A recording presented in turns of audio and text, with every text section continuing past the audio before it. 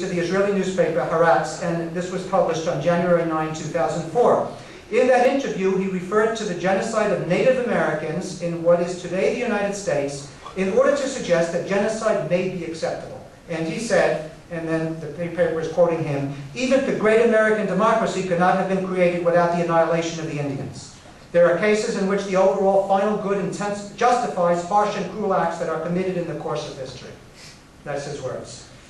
He then goes on to call for the ethnic cleansing of the Palestinians, saying, and I quote him again, "Something like a cage has to be built for them. I know this sounds terrible, it is really cruel, but there is no choice. There is a wild animal. It has to be locked up one way or another." That cage, the occupied territories. Now, such a statement should cause us to pause. We must consider very carefully what Morris is proposing and the historical project in whose name he's making such a proposal. And this led me, in the speech that I was giving, to conclude with an urgent warning that beyond Palestine, beyond Israel, beyond the University of California, we're in the midst now of a global crisis, of the worst crisis in decades. And as this crisis unfolds, the means of violence are more large-scale and more destructive than humanity has ever known, and we're facing an ecological collapse that threatens life itself on the planet. It is in times of crisis such as this that social and political tensions rise and that fascist and totalitarian projects rear their ugly heads. And there is only one way to prevent such projects, and that is through social justice. And social justice requires speaking truth to power.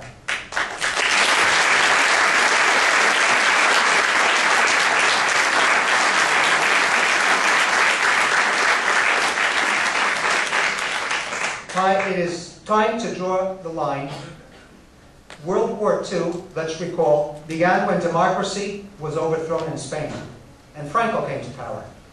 That war then led to the Holocaust, as well as to opening up space for the Zionist project to exercise its hegemony over the Jewish community worldwide, in alignment with the victorious imperialist powers in that war.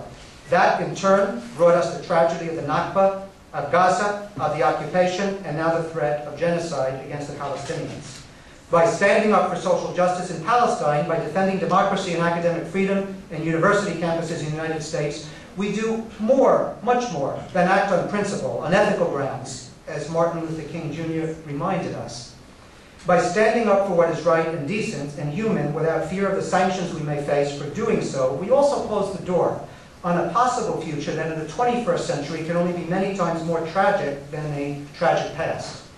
That is what I asserted about 8 months ago when I gave the speech, and now I want to turn briefly to that second point before I move to the conclusion, and it's this issue of the legitimacy war, what we've been referring to as the war of legitimacy.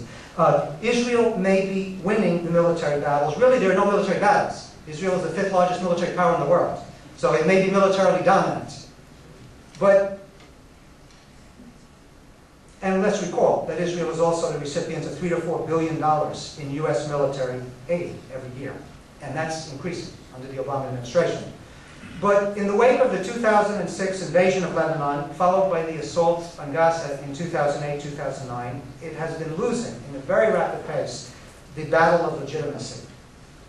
The United Nations Rapporteur for Human Rights in the Occupied Territories, Professor Richard Falk, who's also a professor of global studies at my university, has analyzed this. And he points out, and I observe here as well, that although Palestinians have the right to resist under international law, the Palestinian strategy has changed to a legitimacy war. And he writes, and here I quote Richard Falk, "The essence of this legitimacy war is to cast doubt on several dimensions of Israel's legitimacy, its status as a moral and law-abiding actor, as an occupying power in relation to the Palestinian people, and with respect to its willingness to respect the United Nations and abide by international law." That's what he writes. So it's clear that as its crimes are exposed, as Israel is increasingly losing legitimacy before the international community, the reality of Israeli colonialism and apartheid is increasingly recognized internationally. Boycott, Divest sanctions campaign is gaining ground. We know the very close votes on 2 of our own campuses. There is increasing solidarity with Palestinians in the struggle for their rights and a homeland.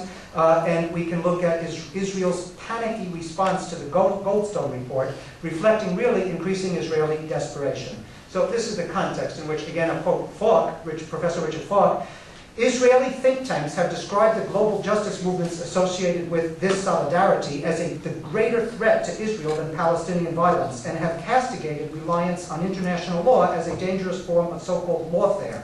The Israeli government and Zionist organizations around the world have joined in the battle through a massive investment in public relations activities that includes propaganda efforts to discredit what is sometimes called the Durban approach. By Durban approach, he means the approach that the international community took against South Africa by imposing sanctions, divestments, and boycott to end apartheid. So then, the question is, how has Israel responded to this erosion of its legitimacy? Well, this brings us back now full circle to where I started. It has been responding with an escalating campaign against critics of its policies. Escalating academic repression in the at the UC campuses, at US university campuses. Now I want to, before concluding by elaborating on that a little bit, I want to mention something as a bridge to the conclusion of my talk. And part of this erosion of Israel's legitimacy and Israel's then escalating attack on anyone that would criticize Israeli policies and state conduct is the farce of the so-called new anti-Semitism. Now, because it is so integral to this war of legitimacy, I want to speak about the farce of the new anti-Semitism. Now let me make reference to what I'm referring to here. There's still the same old anti-Semitism. Anti-Semitism has been around for centuries. I mentioned earlier in the talk that I was going to come back and I was going to talk about anti-Semitism and talk historically about the role of Jews, particularly under European feudalism, and how really the undermining of the role of Jews in European feudalism is what laid the structural basis for the Holocaust. And you had a situation for 1,500 years of feudalism in Europe in which there's 2 giant classes, where there's the ruling of the landed aristocracy and there's the mass of the peasantry. And Jews play the role, a subordinate role, as middlemen in the feudal system, as middlemen involved in managing long-distance trade, which is not structurally part of feudalism, involving some commercial and money exchange, which is not structurally part of feudalism. And around the reproduction of that role, Jews reproduce their own identity as Jews in order to reproduce that socioeconomic role. That's a sociological insight to how identities are constructed around structural positions in particular societies. But then capitalism starts developing in the 1800s and the 1900s, and by the 20th century, capitalism is maturing, and capitalism is penetrating that structural role which Jews played for 1,500 years. And it's that structural role, by the way, which fuels anti-Semitism, which fuels for 1,500 years this vicious anti-Semitism. But in the 20th century, capitalism begins to take over the commercial role, the financial role, that money role, and so Jews lose in the 1900s and in the 1800s and 1900s that structural position, and that leaves the basis open for genocide against Jews. And then the legitimation of that genocide against Jews and the loss of that structural role is played out through intensification of anti-Semitism, which of course reaches its apex in Nazi ideology. And so anti-Semitism is still around.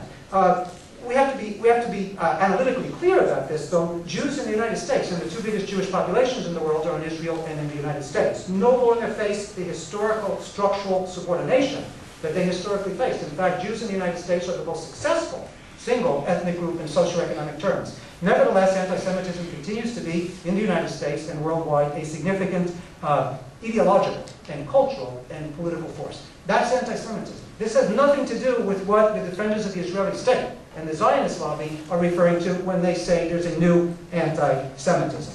What Zionists mean by saying new anti-Semitism is that they simply mean if you criticize Israeli policies, you're anti-Semitic.